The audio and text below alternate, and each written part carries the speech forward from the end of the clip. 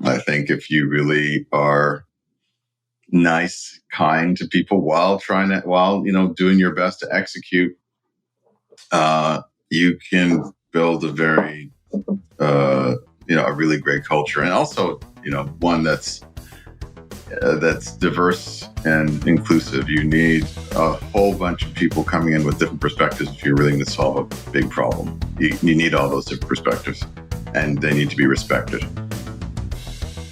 And now, from San Francisco and the UCSF Rosenman Institute, the Health Technology Podcast with your host, Christine Winoto.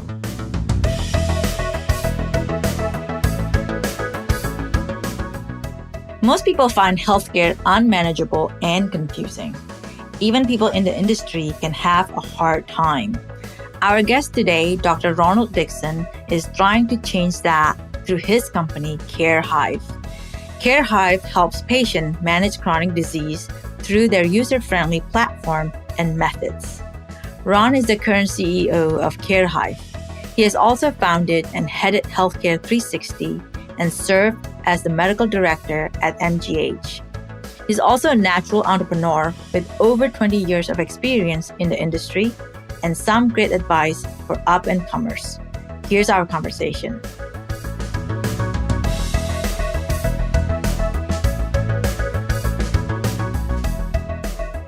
Well, thank you for joining today.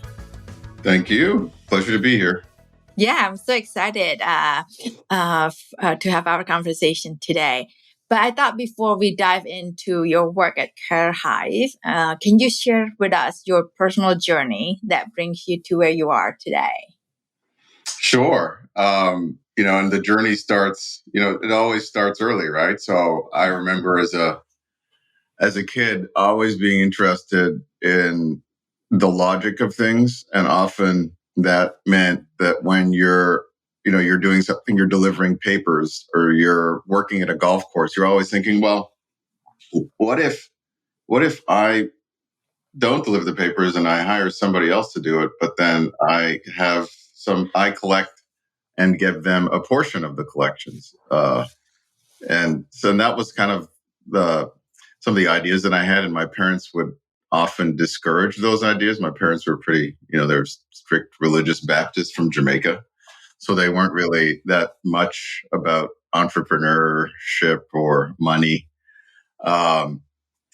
Nonetheless, my father was a biology teacher. So I always had a strong interest in science. And he was a fantastic teacher. He was actually my teacher in high school. And after high school, I went on to college and decided to study biology and psychology. And then I really did not know what to do. I thought about medicine. I thought about doing a PhD in psychology. And I ended up taking that route. I applied and got a scholarship to go to start my PhD in clinical neuropsychology. Did that for a couple of years.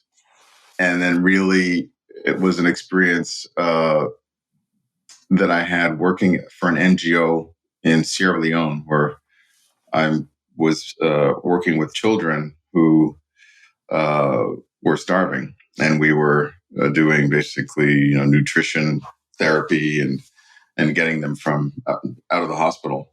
And I really started to think, well, there's really an impact that you can have as a clinician that is broader, and you can have that impact anywhere, whether you're in North America or you're in Africa or wherever.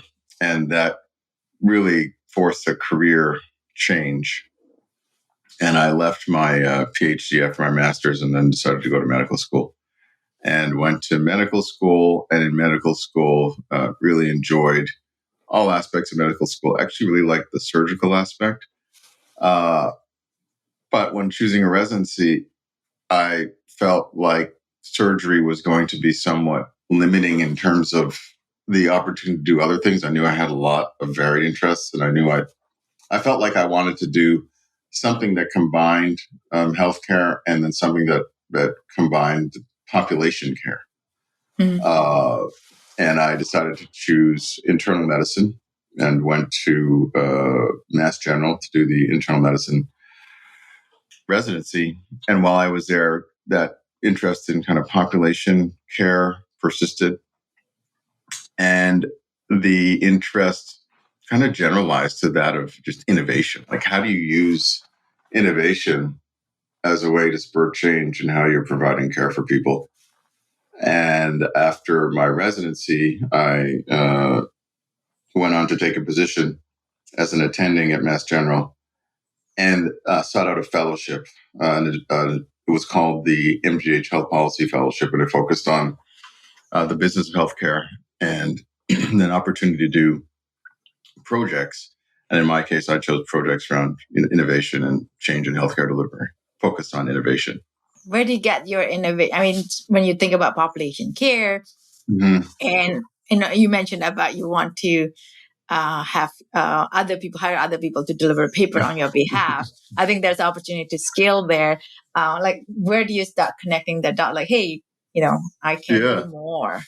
Yes, and I think it was the reason why I became interested in population care and technology was that I felt like the one-to-one, although valuable as a physician, the impact that you could make with a many-to-one approach is more significant. But I like to say that healthcare, especially chronic disease care and primary care, hasn't moved much since the typewriter. It's still kind of make a visit, come on in, have a follow-up. Mm-hmm. And there was this grand opportunity that if you started to leverage technology and data that was quantitative, that you could then really manage larger populations of people in a much more innovative way. And then the second piece that I guess it relates to the paper piece is, the clinician, especially in primary care, ends up doing everything. Like, there's just a ton of work that flows across the desk. Mm-hmm. And that's not top of license work, right? So get technology and analysis to really improve both the workflow and the inputs and outputs of that physician so that he or she is really focused on what he or she needs to be focused on. And then other people and tools and technologies are really helping those people that don't quite require that same level of focus. So you're doing that fellowship, and after that fellowship, what happened? I did the fellowship, really enjoyed it, and I started to really test some of these ideas, and I had some great support from my practice director, from an organization called CIMIT, the Center for the Integration of Medicine and Innovative Technology, which was a consortium out of Mass General and other places in Boston. So they provided like a fertile playground to try some ideas around, telehealth. How can you try telemedicine in primary care? What kind of efficiencies does it create? And then can you measure that? And can you actually try that in a practice environment?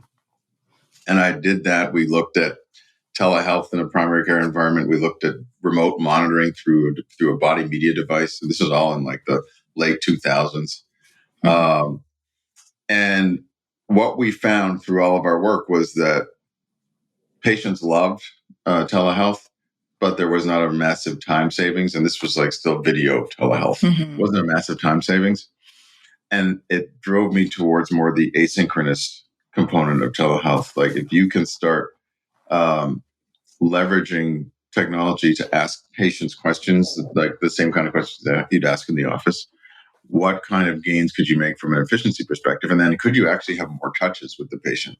So like, could you just send some questions and then they answer and then somebody interprets them and says, actually, they're stable. It looks like their depression is stable. You don't need to see them. Or actually, they're worse and you need to see them in video. Or they're really worse and they need to be in the office or hospitalized. So you can start imagining that you could figure out triage and escalation based off of all these data sources. And that's what Healthcare 360 was. So after I did the fellowship, I actually started a company. This was the entrepreneurial. So I started a company that was really focused around this chronic disease asynchronous piece called Healthcare 360. Mm-hmm. I had the opportunity to kind of pitch it to leadership at then partners, now MGB, and the CFO and the CEO of the MGPO. They supported this effort. And it was really interesting because I wanted it to live like a startup within the ecosystem of the academic medical center, because I felt we would be more nimble. I wanted to have a project manager. I wanted to have my own software team. I wanted to have my own liaisons and then interface with, the greater IT and the greater hospital system. And they allowed for that. So I was very grateful for that. It's almost like you got this dedicated pilot location for you and learn from it. Yeah, you're absolutely right. And I pitched it as a pilot, and the first pilot was with 10 conditions and 250 or so visits with 8 different doctors. And the output had to be published in a peer-reviewed journal, and it had to be positive in terms of efficiency for the pilot to be scaled. And fortunately, we were able to show a 80% efficiency gain. So it took the doctor 1/5 the time to manage a patient if they were doing this asynchronous question review. So for things like diabetes, hypertension, depression, instead of bringing the patient back in, just getting the questions responded to, and then having a patient liaison ensure that the patient was responding in the right time, because you set up an automated response, an automated follow-up for that patient to say, in 30 days, I need a follow-up on your blood pressure. In 60 days, I need a follow-up on your diabetes. And that result of that 80% time savings and significant efficiency led for the hospital to support the growth and scale of this across the primary care practices. So from one practice to all of them, and then across the specialty groups, and then outside of the MGH into North Shore, and so the broader partners ecosystem. And so, of course, this is like in the late 2000s, where not everybody's doing this sort of thing. Yeah. Well, what happened was the first tranche of work was in the late 2000s, and then we, the development of the platform and the scale was from 2011 to 2015, 16. Sounds like timely. You guys are like, know that COVID is coming. Well, I didn't know that COVID was coming. And really what happened was it was pretty classic. Like we did a good job of scaling, had fantastic people. Like the doctors at the MGH were, many of them were very supportive and very interested in this type of methodology. They thought it provided patient access. One thing that we did give the clinicians was automation, so that they didn't have to do a lot of typing for documentation, because that's one of the things that I hated doing. So I figured, let's take a lot of the documentation out and make a lot of it automated. But the challenge, of course, was the payment model. So even though you're providing much better access, more frequent access in some cases, you're providing some ease of use for the provider. And you're getting this quantitative data that lends itself nicely to analytics. The basic payment model still was fee-for-service and remained fee-for-service in 2016. So we had some funders that started to look at us, and the challenge they had with the business was that it really didn't work in fee-for-service, because it took visits away from fee-for-service type visits and made a lot of visits, online. So, but now with the COVID, there's a lot of changes in the reimbursement. Yeah, you're so right, Christine. Yeah. I mean, what happened with COVID, that's the funny story, is in 2016, we were still doing it at MGH, but it didn't seem like it was going to scale any further. And I got the opportunity to leave and to go into industry and work for Google, Verily, on Duo, a digital diabetes company. I did that for a couple of years. And one of the main reasons I left was that, Epic, the EMR system, was coming to MGH, and Epic basically told me that they were going to do what 360 did. And I should stick around if I wanted to manage the integration. And I'm not really much of a manager of that type of work. So I left. And then 2 years on Duo, and then the pandemic hits. And then some of the investors that had seen Healthcare 360 called me in 2020 and said, "Do you remember that? I remember you from that work you were doing. That was some really interesting stuff. Would you bring that to a different company?" And I was like, "What?" In fact, I already had a job. This is when with the Onduo. No, Onduo went through a change in control, so there was an opportunity to exit Onduo, and I took advantage of that after some fantastic learning. And I had another job lined up. The lawyer was sealing up the deal, the contract, but then I got this call, and they said, we'd like you to bring your old IP and your work to this new company. I'm like, this is a baby. It's an entrepreneur's dream. Like you gave up. Right. And then all of a sudden, maybe back to life. So of course I followed that dream and joined this other company.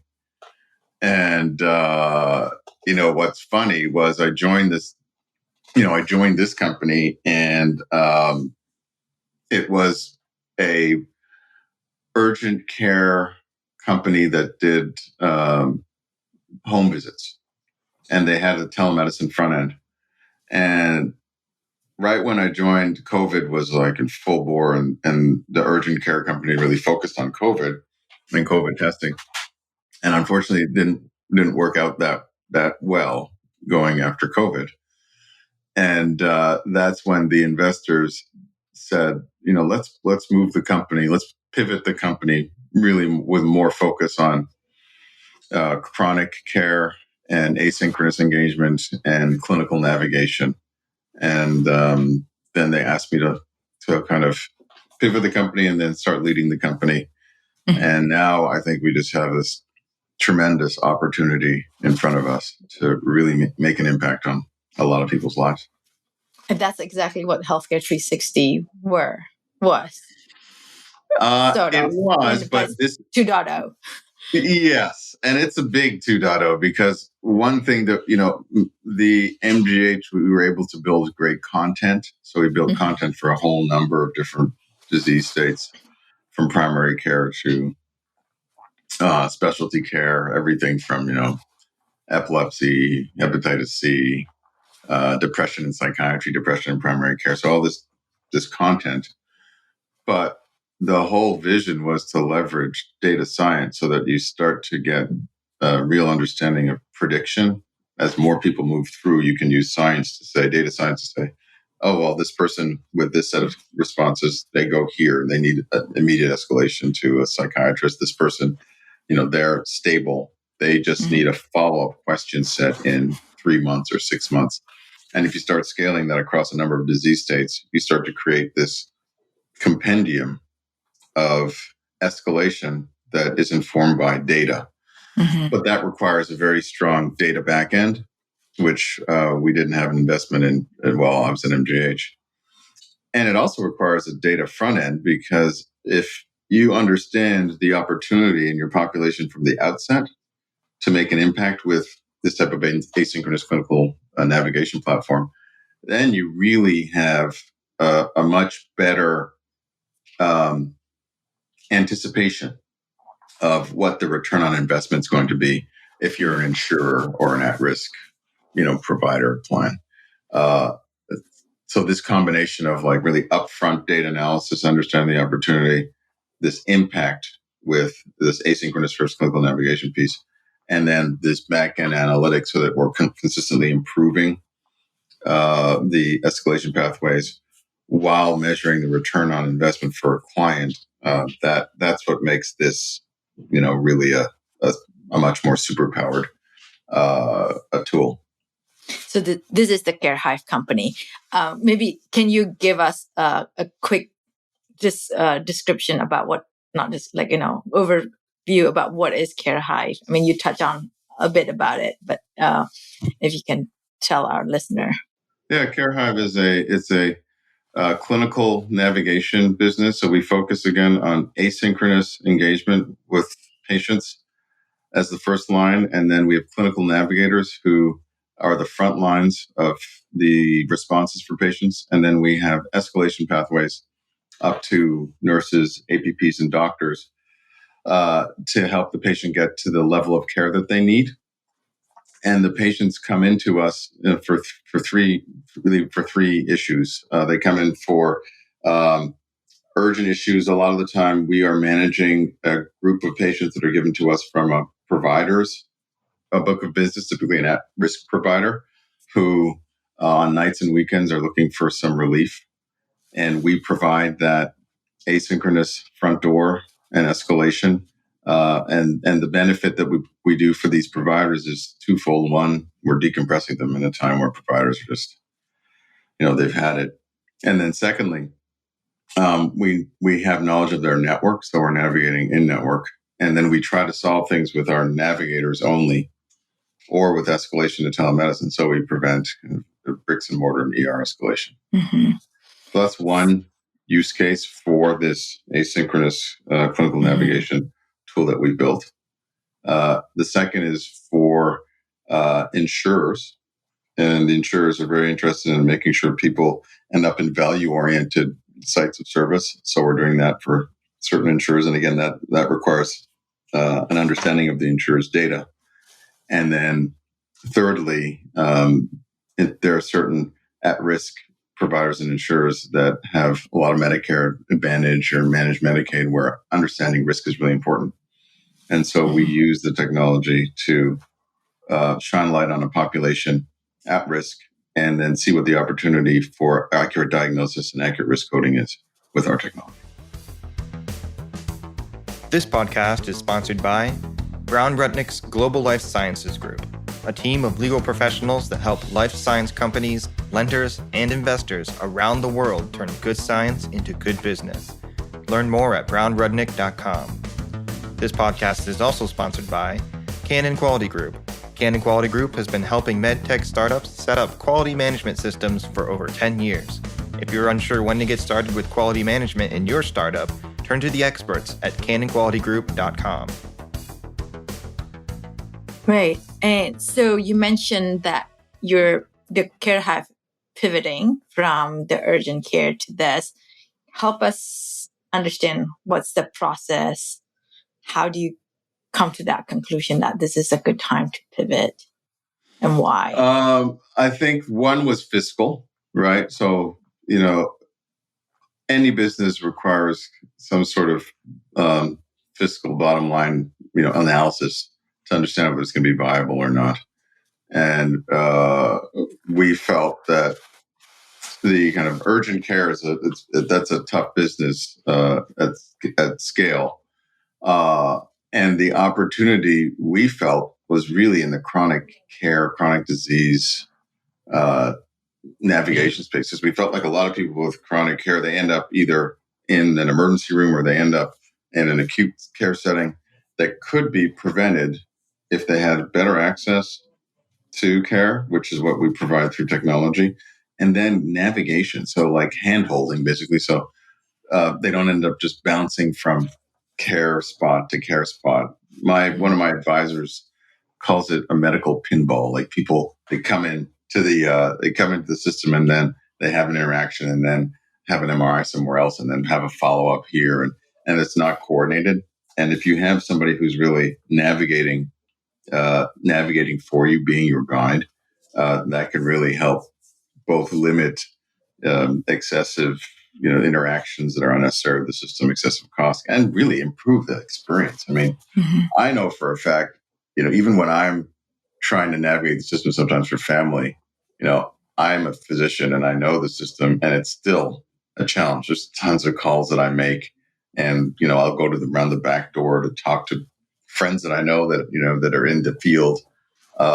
Then for the naive or for just the average consumer, it's just such a morass that we as clinical navigators can really help relieve some of the burden for these patients.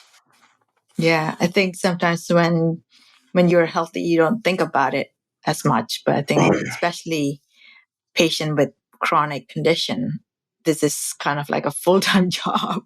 I know. And it's just not, it's not easy, and there's lots of little trap doors as you're walking down the path that could make you all of a sudden, something gets missed, and then you have to start all over again. And that's what we really try not to avoid through um, holding the patient's hands through the journey. Yeah, I mean, especially as you're mentioning earlier about your experience with Healthcare 360 with the fee for service, and now as the world is moving toward the value-based care, can you tell us how this fit into that new way of healthcare? Yeah, no, absolutely. Yeah.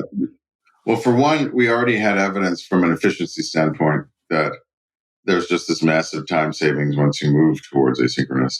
And, if you can create value both on the time perspective for the provider while maintaining the same amount of, quality outcomes, and that's a real win. The second piece that we felt came from evidence that we've had for the past year at CareHive, really focused on some of the avoidance of expensive events in ED utilization or bricks and mortar utilization through our digital front door. And we saw that with patients with access to it, we had significant savings in the area of $8 to $9 per member per month in that first year, and up to 16 in that second year. So significant savings for the member if they have access to something that navigates them, keeps them in the network, gives them access to a very easy to access touch point, so that if they have an issue, they can just get on the phone. And they can. Some of these members, they're not necessarily they're not technophiles, so they might actually just call. We have navigators who answer the phone and ask questions, or they can go through the phone and have an interaction on their phone. So we recognize that not everybody is going to be a digital native or digital friendly, but we want to just give them access to somebody to help them solve their problem, and that's what we're doing. Yeah.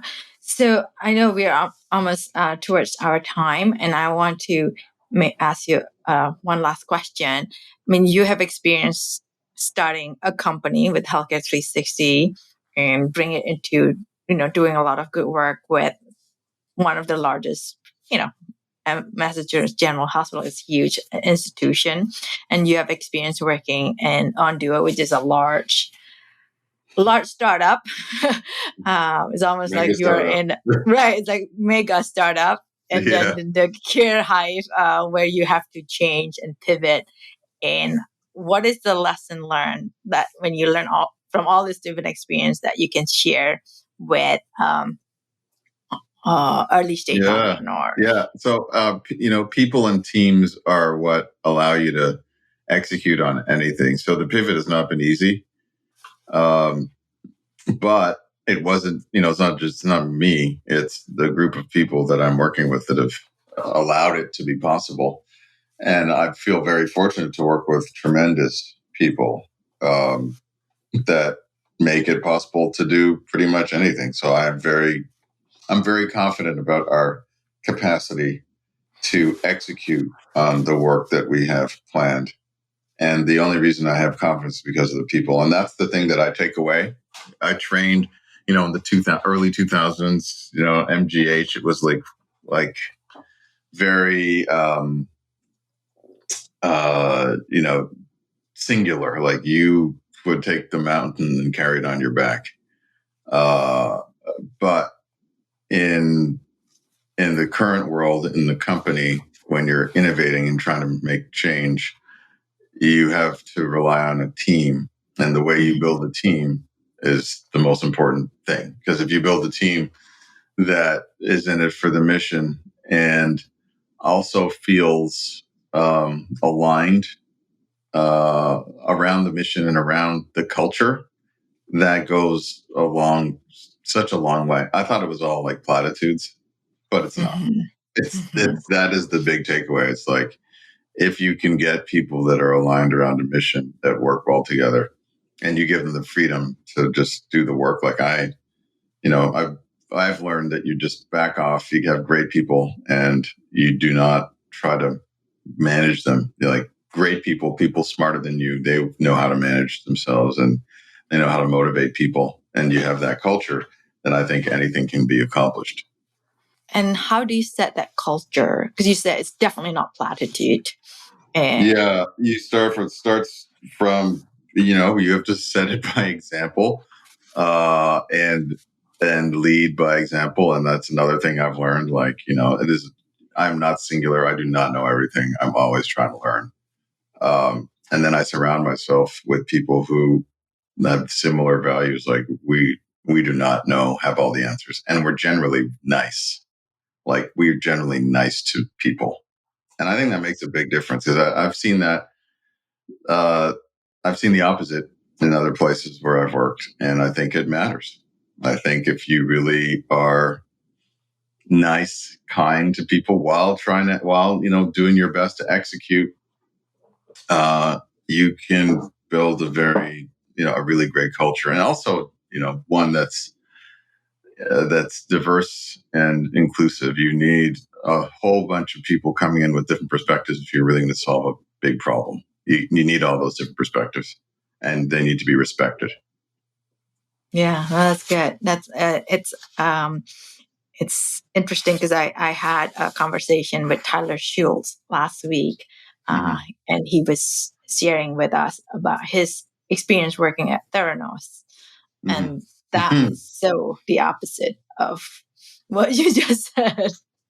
And look what happened to the company. So I think treating your team very well. It's it's all about how you treat people. Because then if you do that, I do think that people will be like, well, if I'm treated well, then I'm going to treat other people well, and then that cascades throughout your organization, right? And then you have to me, that's the DNA of a winning organization. Yeah, no, I'm glad you're thinking that way. I think the world is a better place when everybody is nicer. And I used to I was telling my son when we saw somebody who is like doing a bit rude or road rage sort of on the traffic, and I said, I feel sorry for that person, because I think his life or her life must be really hard right now. Because I think when when you sprinkle niceness and kindness and generosity, usually come from a place that you feel like you can be happier. But right. And I think when I think about what we want to do with our patients in terms of clinical navigation, you have to be kind. People are always, especially with chronic disease, are coming from a place of stress and uncertainty, and you have to start off with that olive branch, and that's always the best start of the conversation, and it's very important in the ethos. Yeah, well, that's great. Well, thank you so much for sharing with us your story. Thanks. Great to be here. Great to meet you, Kristen.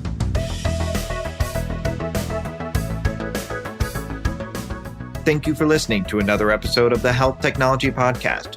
We want to thank our executive producer, Herminio Neto, and our podcast engineer, Andrew Rojek. If you enjoyed this podcast, be sure to subscribe and leave a review. The Health Technology Podcast is available on all major platforms.